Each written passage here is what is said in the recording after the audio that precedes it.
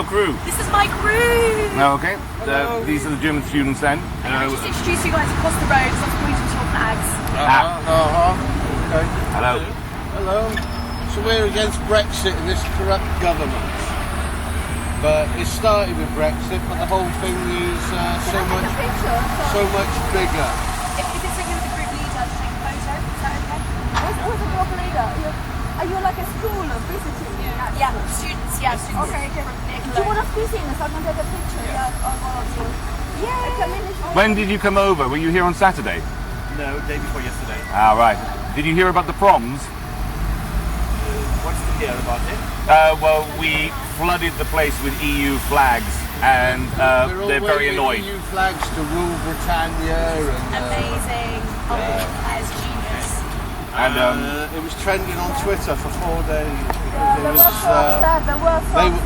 The Brexiteers were so upset. And they like to make out that it's us or them. It's Britain versus the EU. Whereas the thing about being British is that when you're British, you're also something else. You're going to be Welsh, or you're going to be English, or you're going to be Irish, or you're going to be Scottish. You're going to be at least two things anyway, inevitably.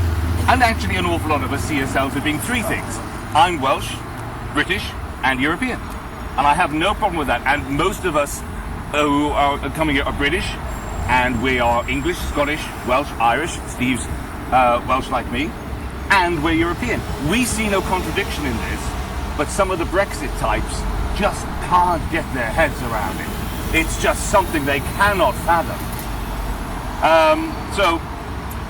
Yes, they've been sort of like making out that we are betraying Britain or anything. Actually, we are celebrating Britain, because the thing is, as you may be aware, what is the EU started after the Second World War from the Council of Europe, and it was all about resolving things, settling down, coming together, never going there again after having had 2 world wars in 20 years. And it was wonderfully successful. Now, of course, it didn't start off as the EU. It starts off as the Treaty of Rome and a small group of countries, and it grows and becomes bigger. Becomes the EEC, becomes the EC, becomes the EU. But it is that trajectory which starts with people like Churchill, of all people, with that movement. And there is nothing more British than being pro-EU, because that's that guy's legacy, and he's supposed to be one of our heroes, you know? And that's his legacy to the world. So we are the patriots, we are standing up for our country, and these little Englanders are their own little special throttle.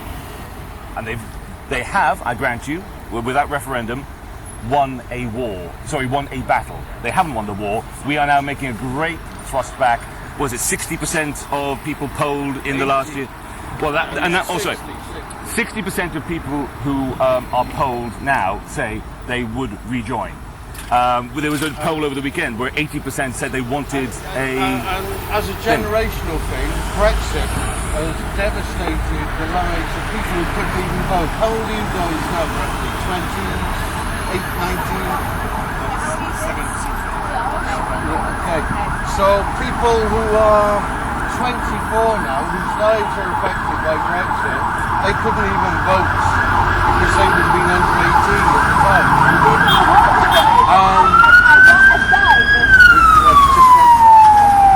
Thank you.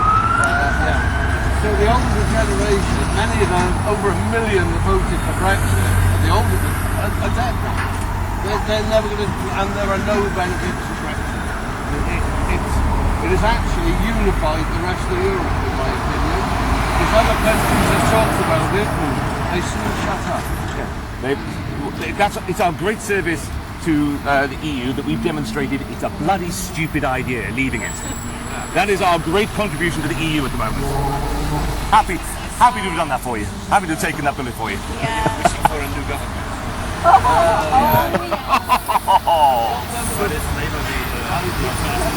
The problem we have here with our politics is it's a two-horse race, and it has been that way for over 150 years.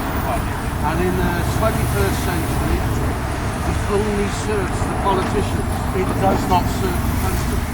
Because now Labour will get in, they're going to inherit a mess from the Tories, and they're going to blame the Tories for everything. And then when the Tories come back in one day, they'll blame them.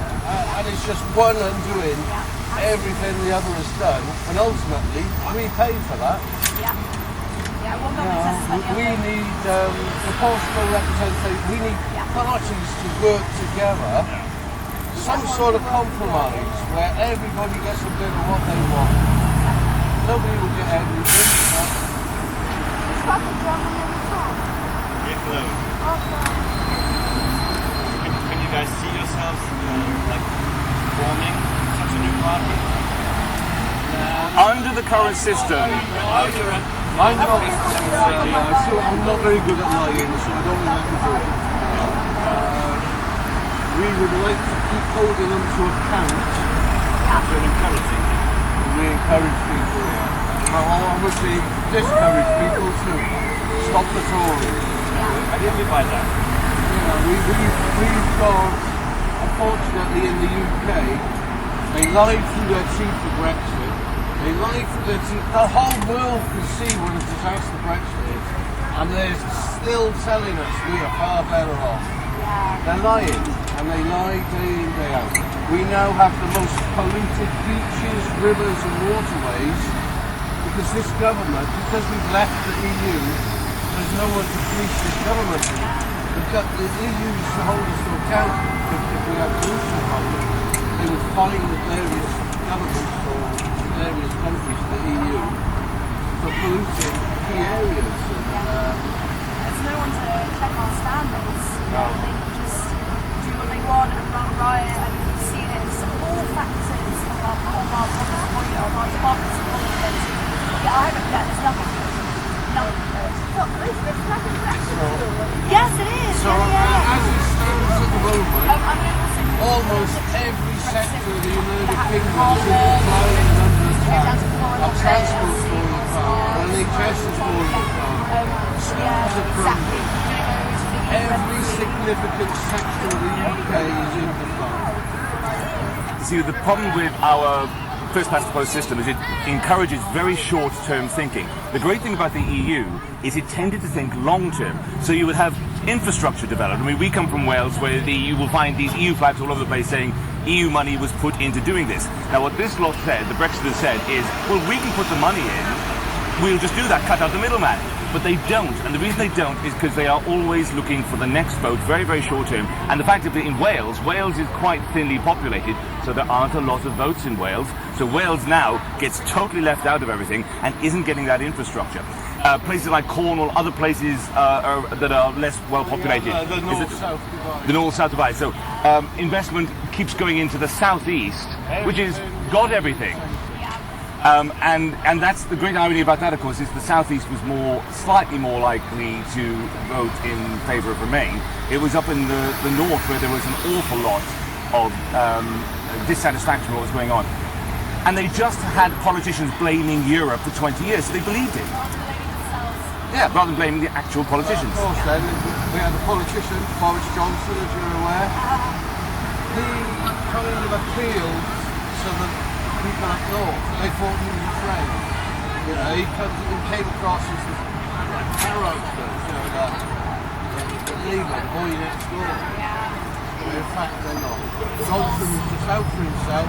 He wanted to be Prime Minister no matter what. And there's also been this great division stoked in this society by they saying that the people who wanted to remain are of the elite. The people who led the Brexit cause are all public schoolboys, well, almost all public schoolboys. They actually are the elite. I'm a secondary modern school boy. You've come from a regular background as well. You know, we are not the elite, but they told people up north and a few other places that the people who object to Brexit are of this elite. And the great irony is they are public schoolboys. They are lords. They are the very definition of, you can't get more elite. You'd have to be talking royalty to get more elite than these people. Yeah, that's so true. There you go. Are you like similar school or you're like university?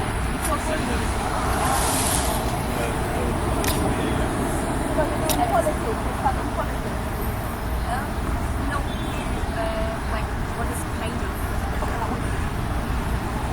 what is this learning aid? The other one is like kind of English course of social science. Yes, we're a wonderful experiment at the moment. We're a lovely little petri dish of... But you guys give me hope, you know, you guys keep fighting. I'll keep I will fighting. keep fighting. Yeah. We don't just keep fighting. We are winning. That you can see the tide has turned. Brexit, Yeah. as big as it was, it's become a bigger what is really going on now. Yeah. And I will never forget the last words of I forgot his name, but the last spokesperson in the EU for Oh, Farage? no, for UK.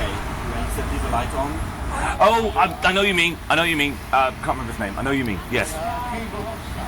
No, he's a Brit. Oh, for the British Yeah, one. this is a Brit. I can't remember his name. But I do remember. Yes. No, British one. No, she's